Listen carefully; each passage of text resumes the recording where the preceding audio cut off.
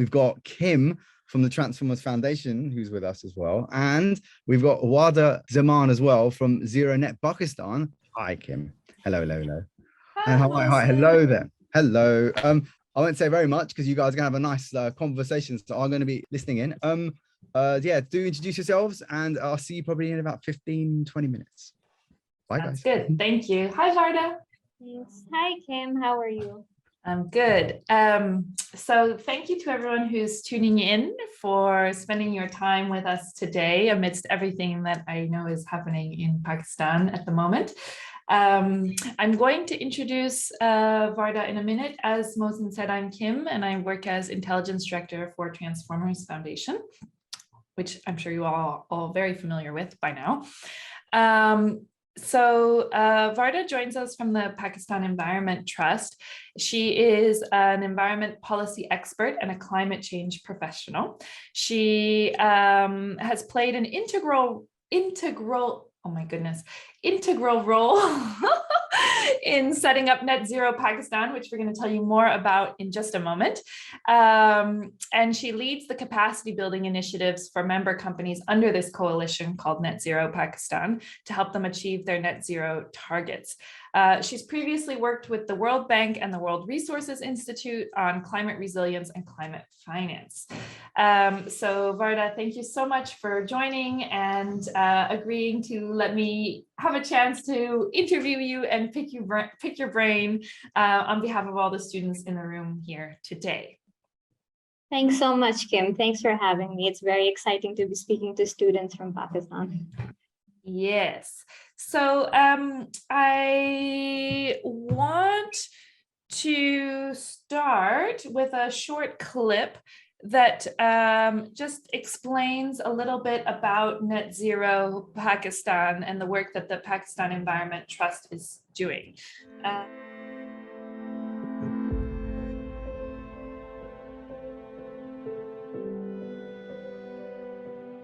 The number of sort of climate emergencies we're seeing, sort of wildfires in Europe, floods in other parts of the world, it's a really sobering reminder of how impacts that we, when I was working on this 20 years ago, thought would be maybe not with us till 2030, 40 are now actually happening. And of course, Pakistan is itself in the absolute front line of that.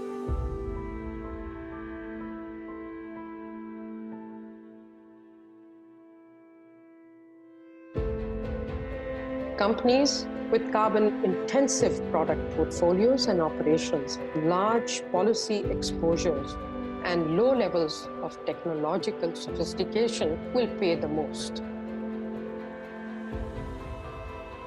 And thanks to the Pakistan Environment Trust for bringing us all together. If I'm not wrong, would be the first initiative of its kind from the developing world, which is a bottoms-up initiative. And here you see the private sector really leading from the front by saying that we want to go towards a net zero transition in our field of operation.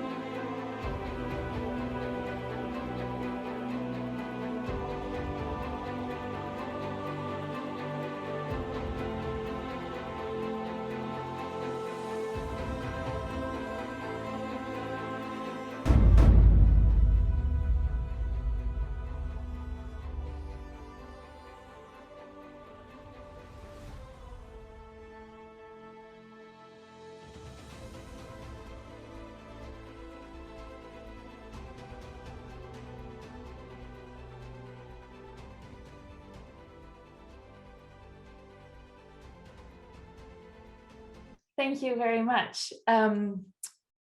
So I want to kick things off, Wahdah, I'm going to give you a chance to tell a little bit more about Net Zero Pakistan and to elaborate on this video in a minute.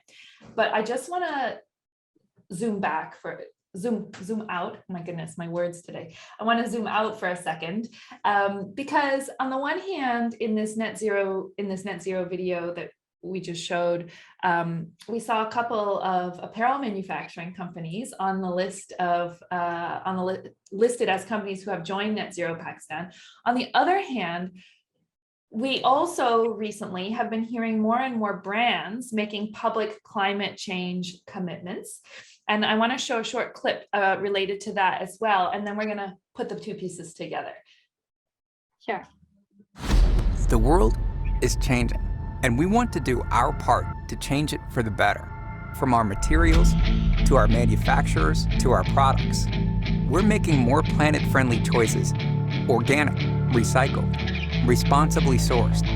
We partner with a super select group of some of the world's leading manufacturers, and we also invest in empowerment programs to lift up the people who make our clothes. Clothes tested in our lab to be durable enough to wear over and over again. We know that if we work together, we can make it happen. Let's create a better world. Thank you. So that was a video that made by a brand, and there's, I think, like last I checked, like over 150 brands that have made public commitments around climate change. So on the one hand, we have the second video, which was a video made by a brand promoting its public climate change commitments and how it plans to achieve them. On the other hand, we have Net Zero Pakistan. And I'm just curious to hear from you, Wahdah, you know, when brands are making these public commitments, what does that mean for manufacturers? And why isn't it enough for companies, whether a brand or a manufacturer, to just set a climate change target? And what's the value added of an initiative like Net Zero Pakistan? Yeah, thanks so much, Kim. And thanks for showing the videos. I thought the brand one was very interesting. So when brands make net zero commitments, like we saw in the video, it means that they effectively want to, by 2040 or 2050, hold up a pair of jeans and say that it took net zero emissions to produce these pair of jeans. And typically in producing jeans these days, 95% of the emissions come from the supply chain, which lie in supplier countries like Pakistan. So if you think about the entire supply chain, that includes right from the start, growing the cotton, how the cotton is grown, is that a low carbon net zero process? What kind of fertilizers are used? What kind of pesticides are used? How is that cotton then transported to for manufacturing and processing? What kind of machinery is used? What kind of fuel are they using? All of these questions then come in for manufacturers. So for a brand to achieve a net zero target, manufacturing companies in countries like Pakistan then need to step up and also make these net zero targets real. They have to make the commitments, but also make sure that it's translating across the supply chain. So then when it comes to what is the value add for an initiative like Net Zero Pakistan, and why can't these companies just, commit on their own? I think it's important to first talk about what we are doing. So under Net Zero Pakistan, now we have 25 companies. I know the video said 10, that was from our launch last year. So now we have 25 companies under Net Zero Pakistan, which is a coalition where companies are coming together for their net zero targets and saying that they're going to work together to achieve those targets, reduce their emissions, and talk about the challenges that they are facing. So the reason we have a lot of belief in a system like this, we think that for a company to achieve, for any manufacturing company to achieve a net zero target, it's something that's beyond the scope of what one company can do. So for example, if a company wants to achieve net zero, that means they have to be looking at the electricity that they are using. In Pakistan, that comes from Wahdah or K Electric, and that means they need to be adopting renewable energy in their energy mix as well. So it often leads to policy changes, systemic changes that are beyond the control of one company. And that's where a coalition like Net Zero Pakistan comes in, which is a third-party entity that looks at the sector as a whole, identifies challenges that manufacturing companies are facing in achieving these commitments that are set by brands, and then seeing what kind of initiatives we can launch that can help manufacturing companies achieve those targets. We have a few initiatives that we're working on already. For example, some of the feedback we are getting from our existing members is that there is a need for a biomass supply chain in Pakistan, because companies have boilers which use steam that's generated from fossil fuel. And they have no alternative fuel to make it cleaner and more sustainable, because biomass is something that's not very consistent. It comes from an informal sector like farmers. It involves crop residue, which is very seasonal. And that's where our value add is. We come in, we see that there is a need for a supply chain, and we work on setting up a consistent year-round supply chain for our members that would be company agnostic, it would be sector agnostic. Yeah, thank you for that explanation, because I think like, you know, that's the thing, right, about achieving net zero. And maybe actually we should pause for a second and have you just explain what net zero is. Yes. But like, that's the thing, right? Achieving net zero is about like requires not only reinventing how clothes are made, but also the whole context in which those clothes are made, the community, the infrastructure, and you know, there's only so much that one company, you know, one company can't reinvent its context by itself. But tell us quickly about net zero, if you would. Yes, apologies, I should have gone into that definition. So net zero basically, and I think it's very important to highlight that people often think net zero GHG emissions means reducing GHG emissions to an absolute zero. That's not entirely what it means. So when a company says they're going to achieve net zero, that means they are going to reduce their carbon footprint. It's the amount that they're putting out, if there is any residual emissions that they're putting out, is being eliminated by any actions that could reduce the emissions in the air. So it's a net carbon footprint, and it's climate neutrality in a sense. Okay. And so this sounds like a really great thing, right? Like everybody's making public, all these companies are making public commitments to net zero, to do something about climate change, brands, and then of course, as you said, the supply chains, which are the critical players. I mean, change and transformation, doing something about fashion's climate impact is going to be up to the supply chain, since that's where the impact is. So an initiative like net zero sounds great. Like what is the biggest barrier to getting apparel manufacturing companies, and maybe also other companies from other sectors, to sign up to net zero Pakistan? So I think when we have this conversation with the companies, there are often two layers to this conversation, where companies first ask us why they should even think about a net zero commitment, and then they ask us why they should join Net Zero Pakistan. So there are then two different types of barriers that we face in this conversation. And when it comes to why companies should commit to net zero, often we see that unless there is some kind of external pressure on a company, and unless there is a business case for a company, they are not very willing to make this change. And it's very unfortunate. We like to believe that companies work on their sustainability agendas because they believe this is the right thing to do, but they also have to see the business case for things. And for our manufacturing companies, when you look at them, they are getting pressure from brands like we just discussed. So there is that external pressure on these companies to start thinking about net zero, and brands, who are the manufacturing companies' buyers, have regulatory pressures on them that is then trickling down to us. So I think when we speak with these companies, having them understand that this is not just something that sounds good or is a corporate social responsibility, it is now becoming something that's about their survival because of the external pressures that they're facing. I think that plays a key role in motivating companies to make that commitment. But then when it comes to joining Net Zero Pakistan, I think the biggest barrier we face is convincing companies that it is time to now collaborate. Because if you look at the textile space anywhere in the world, not just in Pakistan, it's a very competitive space. And we have to go to companies and say, look, you need to join this platform where you're going to collaborate with your competitors, talk about the challenges that you're facing, and just be very vulnerable. So that often is a very difficult conversation with companies because they're not willing to do that unless we make them see that there's a lot of value in pre-competitive collaboration, which is collaborating before you can even start to think about competition, because ultimately there's not going to be any competition in 5 to 10 years if we don't think about sustainability and net zero.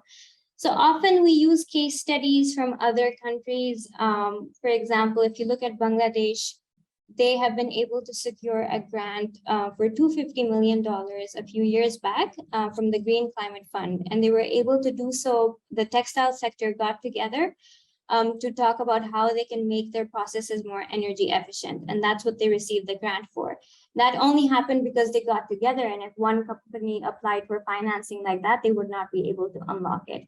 So there are a lot of examples that we can use to overcome the barriers or just kind of the resistance that we get from companies in joining the coalition. Yeah, it's interesting because I had a manufacturer say to me recently, and I thought that this like really hit the nail on the head, right? But they said to me, you know, Kim, like climate change is a situation where we either all win or we all lose, right? Like just because one company achieves their target, like doesn't really matter if everyone doesn't achieve their climate change goals, right? And then they said to me, you know, competition really loses meaning in a situation where we all win or we all lose. And I was just reminded of that conversation as you were describing like some of these barriers and how hard it is to get people to be vulnerable, to embrace sort of more of like, I guess a broader definition of self-interest, right? Which is like, you know, I am better off if we all, like, we are all better off if we all achieve this. Exactly, yes. But, you know, as a former garment factory manager myself, I am also like, you know, what you said about like, well, the business case, that also resonates and speaks to me because like we lost orders over less than half a cent, you know? And so it's like, how am I supposed to, and a lot of these things are like, you know, these are big problems. Like, what am I, and I had actually another manufacturer say to me, what am I supposed to do? Go into energy politics? I don't know anything about that. Like, how am I supposed to change the energy, you know, the energy grid in my like country where I'm operating? So, I think this example that you gave of Bangladesh and how, you know, Net Zero Pakistan could potentially help to sort of like bridge that gap and bring in access to finance and access to capital is really poignant. Definitely. But, you know, we're throwing around a lot of like, I guess I would say like kind of technical words. And I'm kind of curious, like, because the other thing that I've heard when I've talked to manufacturers is that like, you know, this is like doing something about climate change is like its whole own thing. It's its whole own like skill set, expertise, knowledge, which is not something that you would typically learn if you're, I don't know, a textile engineer. And so I'm curious from your perspective, like what are the skills that students that are maybe tuning in today might need to develop, or that academia, or what might be needed from academia to support this kind of initiative? I think that's a very important point that you bring up, Kim, about how climate change is often seen as its own kind of discipline. And I think we need to change the way we're looking at that, because I think we can't look at climate change and sustainability in isolation, because in this day and age, I mean, we're looking at the climate crisis in Pakistan through the floods. We're starting to realize that climate change has to be integrated in everything that you do. So if it's development, it's building roads, it's urban planning, everything needs to integrate sustainability, it needs to integrate climate change. So I think I would like to challenge that line of thinking that, you know, climate change is a discipline on its own. And my message then to the students listening would be to become more aware of how sustainability and climate impacts whatever they're studying. I know we primarily have a textile audience, but whatever your field or discipline is, I think what's very important from an academic perspective is to think about how climate and sustainability impact the areas we're studying and we're working on. And thinking about, I mean, we can think about our work in isolation, but what is happening is we are part of a larger society and we have social and environmental impact. And I think now with how jobs and work is evolving, you have to think about all of that. So I think academia needs to reflect that, one. And then second, I think students should also be thinking about the practical solutions once they've thought through how sustainability integrates into their work. So for textile, if it means thinking about what are the next generation of fabrics that Pakistan can invest into, what are the type of processes that Pakistani textile manufacturers can come up with that would phase out coal. Just having those kind of conversations in academia would be very helpful, because in an academic setting, there's a lot of room for experimentation. And I think students should take advantage of that, so that when they go into the workforce, they're already equipped with a lot of new ideas. They can bring up innovation and really learn from other countries. And I think that's what would be best if academia integrated sustainability in that way. Thank you. And I'm just curious, I don't know if you have any recommendations, but if you had, like, if you're not a climate scientist like me, I'm not a climate scientist, like what are ways, like what are the, practically, what are ways that we could educate ourselves on these issues and sort of gain a little bit of fluency in some of these words, which I think can be a little bit off-putting sometimes, like net zero or greenhouse gas emissions. Like they feel abstract, they feel a little bit like hard to wrestle under control, or like to really understand concretely. I think that's a very good question. And I think with how complex climate change is, we often use this jargon and hide behind it, which I think coming from people who are not climate scientists is very helpful. So if you start asking people who are talking about net zero, what do you even mean by net zero? I think you would unearth a lot of confusion among climate scientists themselves. So just asking those questions as a first step is very important, because that pushes companies, that pushes climate scientists to talk about credible net zero targets that actually align with climate science, that align with something that's not just made up. Because one of the risks actually is that a lot of companies say they're committing to net zero, there's not a lot of clarity. So I think just having that layman perspective is very, very helpful. So and continue to look up these things. You're going to come up with 5 different definitions as well. So just reflecting on that, asking people and sharing your reflections is very important. And then second, I think whatever discipline you're in, I think just seeing how climate integrates into that would be very helpful. Like when I worked at the World Bank, I was working on a bunch of different projects, and my work involved seeing how, for example, climate change can be integrated in an education project, how it could be integrated into a transport project. So I really believe that you can pick up any topic in the world and see how climate change intersects with that. And we are seeing that with the floods again, where you can see that the impact it's having is becoming an economic crisis, it's becoming a housing crisis.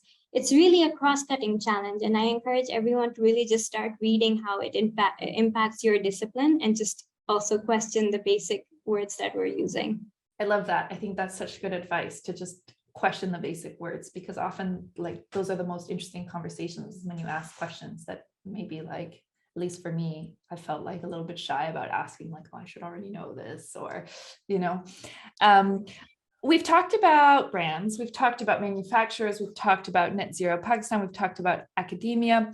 What other stakeholders should be part of this ecosystem, and how to sort of help? I mean, you talked already a little bit about shifting from competition to collaboration, but are there any other key actors or stakeholders that need to be part of this shift that we haven't already mentioned? Absolutely. So I think when we talk about stakeholders, or we just talk about collective action, that means that you automatically have to start thinking about all of the different stakeholders that could be relevant. So if we're talking about the textile sector, just looking at the supply chain, that would mean the farmers, that would mean transport companies, that would mean energy providers. So it's just a whole range of stakeholders that come into play when you're talking about collective action under targets like net zero. I think a main stakeholder is the government, of course. So a lot of the changes that are needed at an economy level are going to be, the government's going to play a huge role, right? And The reason Net Zero Pakistan is important, again, is that, for example, if one company goes to the government and says, look, this is currently a policy barrier that's not letting me achieve my net zero target, that won't have as much weight as if, for example, 25 companies that make up 10 to 15% of the country's exports, if they go to the government and say, look, this is a major policy barrier and this holds, this is going to have an economic impact on the country if you don't solve this. So I think, again, a lot of stakeholders are involved, and we are using our unified and collective voice to make sure that all stakeholders are integrated. We are, involving everyone that could be relevant. Thank you very much. We have a couple of questions in the chat, which I'm going to share with you. And if anybody else has questions, please throw them in the chat. This is a question, and if I don't get it right, please feel free to elaborate on the question. But the question is, what initiative here, what does an initiative like Net Zero as an organization do to improve the sustainable energy goals and help companies out to get green financial funding for their industry? So you've already spoken to this a little bit, but maybe you can elaborate. Sure.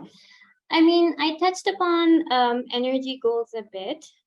So currently, the way the energy infrastructure is set up in Pakistan, is not very possible for textile companies to source 100% of their energy from renewable sources, which makes these net zero targets very difficult, because if they, let's say, as part of those targets, want to transition 100% by 2030 to renewable energy, that means our infrastructure currently makes it impossible to achieve those targets.